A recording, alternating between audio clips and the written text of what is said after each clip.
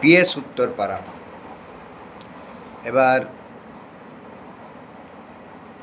তার স্ত্রী চলে গেল, তখন মানে তা ছেলে তখন 9,000 টাকার একটা চাকরি করত, 9,000 টাকা।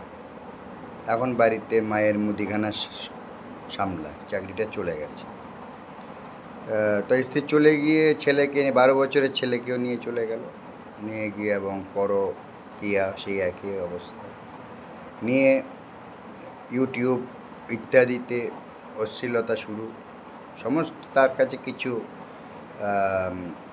সে ধারণ করে নিয়েছে, অর্থাৎ ইউটিউব থেকে ফেসবুক থেকে তার মোবাইলে ছেলে ধারণ করে নিয়েছে।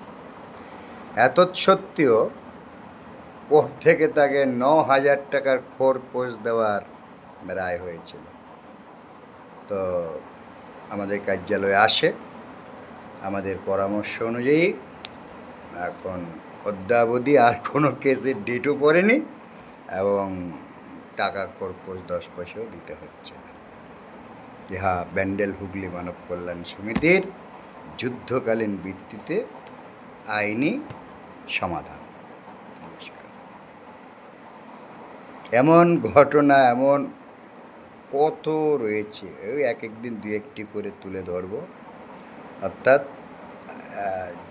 যেমন কিছু মহিলা, সবাই না, মাতৃজাতি তো আমাদের, কিছু মহিলা যেইভাবে স্বামীকে ছেড়ে চলে যাওয়াটা কত বড় একটা অপরাধ করে যায় নিরীহ স্বামী, আবার গিয়ে সেই স্বামীকে অপদস্থ করা আইনিভাবে, অর্থাৎ টাকা পয়সা ধ্বংস করানো।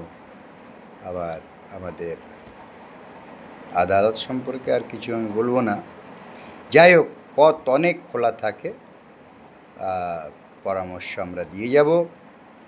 একদম খোলাখুলি পরামর্শ তো আর দেওয়া যাবে না, তো আমাদের কার্যালয়ে আসলে আমরা খোলাখুলি দেবো, নিখরচেই দেবো, নিখরচে 10টি পয়সা আমরা কারো কাছ থেকে দিই না।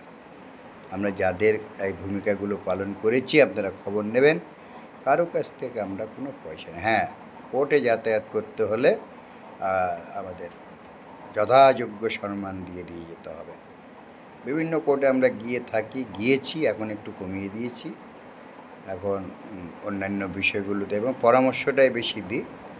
একসময় যুদ্ধের মতন আমরা চলে যেতাম বিভিন্ন কোর্টে। যাই হোক, আগামীতেও কিছু আরও অত্যন্ত সাহস সঞ্চয় করাটা হচ্ছে আমাদের কাজ।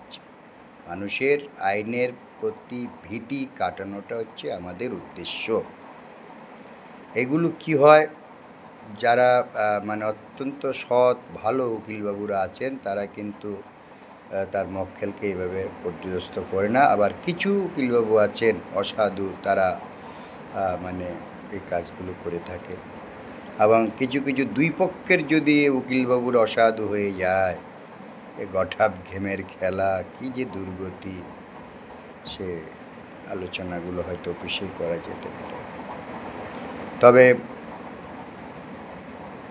আইন যদি ঠিক মতন আইন একটু বোঝা যায় তাহলে কঠিন কিছু নয়, অনেক কিছুই রদ হয়ে যায়। আরও বিশেষভাবে এক একটি ঘটনা তুলে ধরব যেগুলো আমরা পরামর্শ দিয়েছি, যুদ্ধের মতন কাজ হয়েছে। নমস্কার।